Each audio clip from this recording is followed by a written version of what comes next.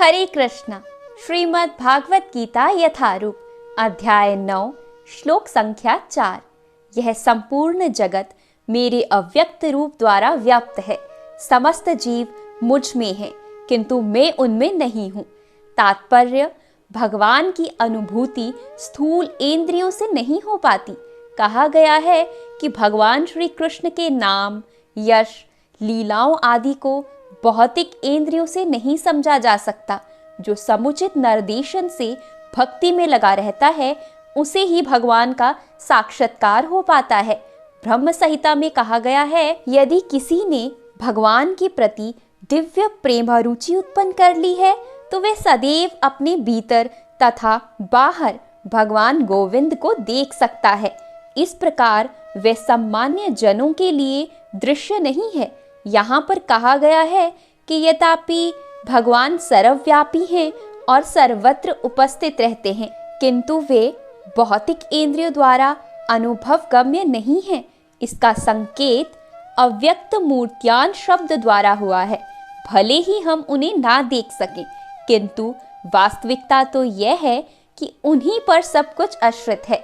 जैसे कि 7वें अध्याय में बताया जा चुका है कि संपूर्ण दृश्य जगत उनकी दो विविक्त शक्तियां, परा या आध्यात्मिक शक्ति तथा अपरा या भौतिक शक्ति का संयोग मात्र है।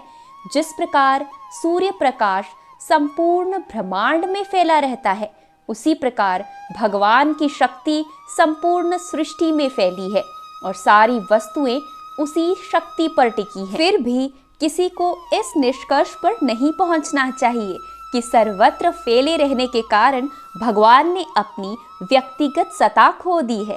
ऐसे तर्क का निराकरण करने के लिए ही भगवान कहते हैं, मैं सर्वत्र हूँ और प्रत्येक वस्तु मुझ में है, तो भी मैं पृथक हूँ। उदाहरणार्थ, राजा किसी सरकार का अध्यक्ष होता है और सरकार उसकी शक्ति का प्राकट्य होती है। विभिन्न सरकारी विभाग राजा की शक्ति के अतिरिक्त और कुछ नहीं होते और प्रत्येक विभाग राजा की क्षमता पर निर्भर रहता है। तो भी राजा से यह आशा नहीं की जाती कि वह प्रत्येक विभाग में स्वयं उपस्थित हो। यह एक मोटा सा उदाहरण दिया गया।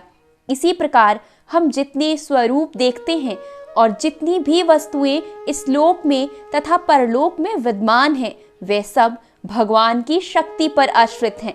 सृष्टि की उत्पत्ति भगवान की विभिन्न शक्तियों के विस्तार से होती है और जैसे कि भागवत गीता में कहा गया है, वे अपने साकार रूप के कारण अपनी विभिन्न शक्तियों के विस्तार से सर्वत्र विद्यमान हैं।